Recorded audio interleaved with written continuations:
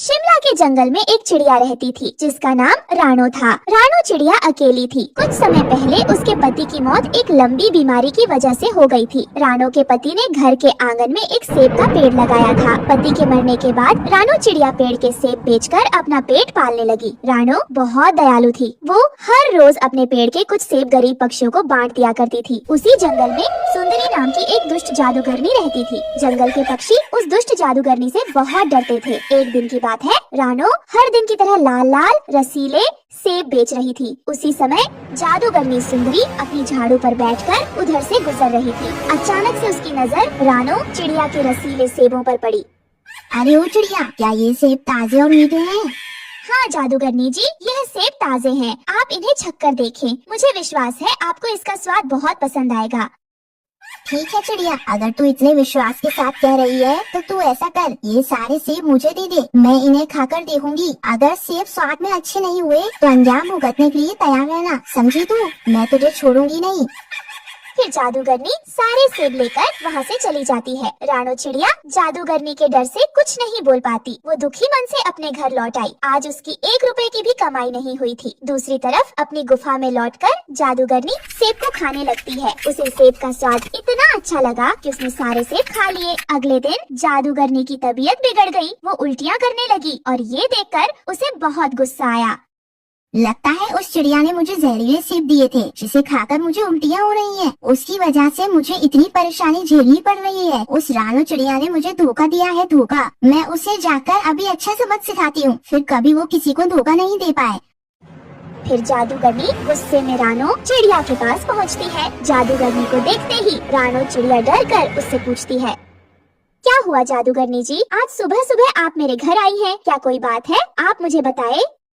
ए चिड़िया, तू अपने आप को ज्यादा चालाक समझती है। तूने मुझे जहरीले सेब दिए थे, जिसे खाकर मेरी तबीयत बिगड़ गई। उन जहरीले सेबों को खाकर ही मुझे उल्टियाँ होने लगी। मैं तुझे तेरी सजा का दंड देने आई हूँ। आज मैं तुझे नहीं छोड़ूंगी। ये सुनकर तो रानो चिड़िया बुरी तरह डर जाती है। आप क्या कह रही है जादूगरनी जी? मेरे सेब जहरीले नहीं हो सकते। मैं तो इन्हें रोज बेचती हूँ। शायद आपने ही कुछ उल्टा सीधा खाया होगा या गर्मी की वजह से आपकी तबीयत खराब हुई होगी। आप मुझ पर विश्वास कीजिए, मैं झूठ नहीं बोल रही। मेरे सेब ना जाने रोज कितने पक्षी खाते हैं, लेकिन आज तक किसी को भी इस तरह की कोई परेशानी नहीं हुई है। जादूगरनी रानो की एक बात नहीं सुनती। वो अपने जादू से रानो चिड़िया की आंखों की रोशनी छीनकर उसे अंधा बना देती है। अरे आपने यह क्या किया? मुझे कुछ दिखाई नहीं दे रहा है। आपने मेरे साथ ऐसा क्यों किया? मैंने आपका क्या बिगाड़ा है? मेरी आंखों की रोशनी वापस करो मेरी आंखों की रोशनी। मैं आपके आगे हाथ जोड़ती हूँ। रानो चिड़िया, अब कुछ नहीं हो सकता। तू सदा के लिए अंधी हो गई है। फिर जादूगरनी सुंदरी वहाँ से चली जाती है। अगर मैं भूखी प्यासी इसी तरह घर में पड़ी रही तो मैं भूख प्यास से मर जाऊंगी। उस दुष्ट जादूगरनी ने अच्छा नहीं किया मेरे साथ। ऐसा सोचकर रानो चिड़िया अपने घर से बाहर निकलती है। दिखाई न देने की वजह से वह एक ऊंची पहाड़ी पर पहुंच जाती है। उसके आगे एक बड़ी सी खाई थी। रानो चिड़िया उस खाई में गिरने ही वाली थी। उसी समय वहां आकाश मार्ग से एक परी गुजर रही थी। उसने जब रानो को देखा तो वो उसकी मदद करने उसके पास आ गई। ऐसा लगता है इस चिड़िया को कुछ दिखाई नहीं देता, मुझे इसकी मदद करनी होगी। परी ने आकर रानो चिड़िया को बचा लिया। कौन है आप? मैं रानी परी हूँ। अभी तुम नीचे खाई में गिरने वाली थी। सही समय पर मैं यहाँ मौजूद थी और तुम्हें बचा लिया। नन्ही चिड़िया, ऐसा लगता है तुम्हें कुछ दिखाई नहीं दे रहा है। परी जी, मैं 2 दिनों से भूखी हूँ। एक दुष्ट जादूगरनी ने मेरी आंखों की रोशनी मुझसे छीन ली है। ये सुनते ही तुरंत परी ने अपनी जादुई छड़ी घुमाई और रानो चिड़िया की आंखों की रोशनी वापस आ गई। फिर परी चिड़िया के साथ उसके घर आई और सेब के पेड़ पर अपनी जादुई छड़ी की मदद से एक सेब का सुंदर सा घर तैयार कर दिया। चिड़िया, तुम इस सेब के घर में रहना। ये तुम्हारी हर इच्छा को पूरी करेगा। अब तुम्हें उस जादूगरनी से डरने की कोई जरूरत नहीं है। यह सेब का जादुई घर तुम्हारी जादूगरनी से हमेशा रक्षा करेगा। तुम इस घर में आराम से रह सकती हो। इतना कहकर परी वहाँ से गायब हो गई। ऐसे ही 1 हफ्ता बीत जाता है। जादूगरनी आनंद लेते हुए हवाओं की सैर कर रही थी। तब उसकी नजर जादुई सेब के घर पर पड़ जाती है।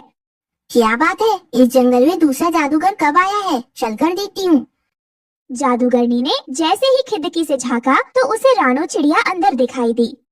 चिड़िया, ओ चिड़िया, घर से बाहर निकलो। तुमने कैसे ये जादुई सेब का घर बनाया? बताओ मुझे। दुष्ट जादूगरनी, भाग जाओ यहाँ से, वरना मैं तुम्हारा वो हाल करूंगी जो तुमने सोचा नहीं होगा। दुष्ट, हा हा हा, अब तेरी जुबान कैंची की तरह भी चलने लगी। रुक, मैं तेरा और तेरे इस जादुई सेब के घर का वो हाल करूंगी कि तूने सोचा ना होगा।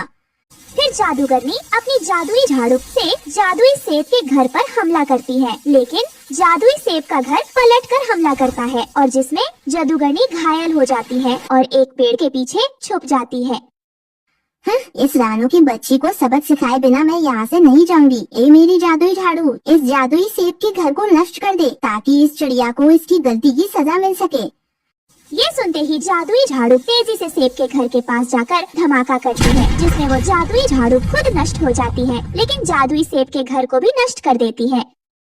ये क्या हुआ? मेरा जादुई सेब का घर नष्ट हो गया। रानी परी कहाँ हो आप? मेरी जान बचाओ इस दुष्ट जादूगरनी से। जादुई सेब घर जलने की खबर रानी परी को जैसे ही पता लगती है, वो तुरंत परी लोग छोड़कर वहाँ आती है। रानू चिड़िया घबराओ मत, मैं आ गई हूँ। मैं उस जादूगरनी को आज हमेशा के लिए कैद कर दूंगी। जंगल के पक्षी भी ये सब चुपचाप अपने घरों से छुपकर देख रहे थे। अब बच्चों, तुम सब घबराओ नहीं, अब परी लोग से परी आ गई हैं। अब हम और आपकी रानू आंटी सुरक्षित हैं।